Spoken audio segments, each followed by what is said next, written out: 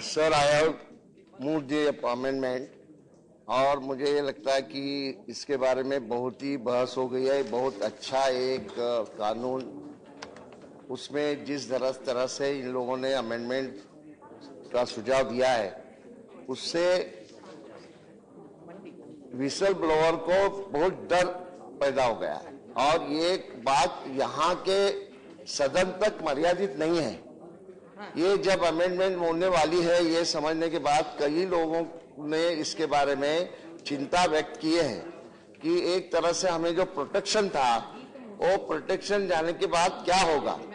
हमारे गांव, हमारे महाराष्ट्र में भी कई लोगों के खून हो गए। शेट्टी का नाम बार बार आता है। क्या उसका गुनाह था? उसने कुछ बातें आगे लाई थी कि इस तरह से करप्शन हो रहा है, इस तरह से जमीन हड़प करने की बात हो रही है, तो उसका खून किया गया।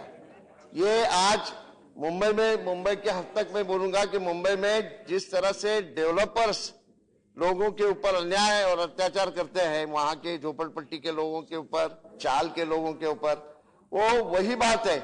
उनके बारे में कुछ बात बाहर आएगी तो इतना उनको तकलीफ दिया जाता है कि आखिर क्या उनका होगा, ऐसा उनको लगता है। इसलिए लोग डरे हुए हैं।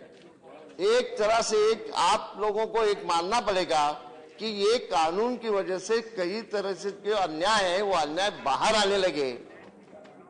तो बाहर अन्याय लाने वाला, उसको प्रोटेक्शन देने का, कि अन्याय करने वालों को प्रोटेक्शन देने का, ये हम लोगों को तय करना पड़ेगा।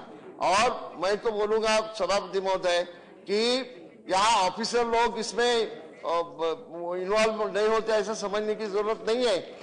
ऑफिसर्स हैं, मंत्रियों के नाम तो हमेशा आते हैं, लेकिन वहां जो काम करने वाले ऑफिसर्स में रहते, नीचे से लेके ऊपर तक कई लोगों के हित संबंध इसमें इन्वॉल्व रहते हैं। और इसीलिए ये अमेंडमेंट, हमारा कहना ऐसा है कि इसका जरा ठीक ढंग से विचार होना बहुत जरूरी है।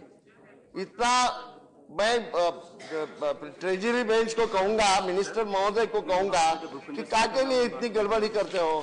क्या इसमें आपका क्या, ये कानून की वजह से क्या हमारा डेवलपमेंट रुका है?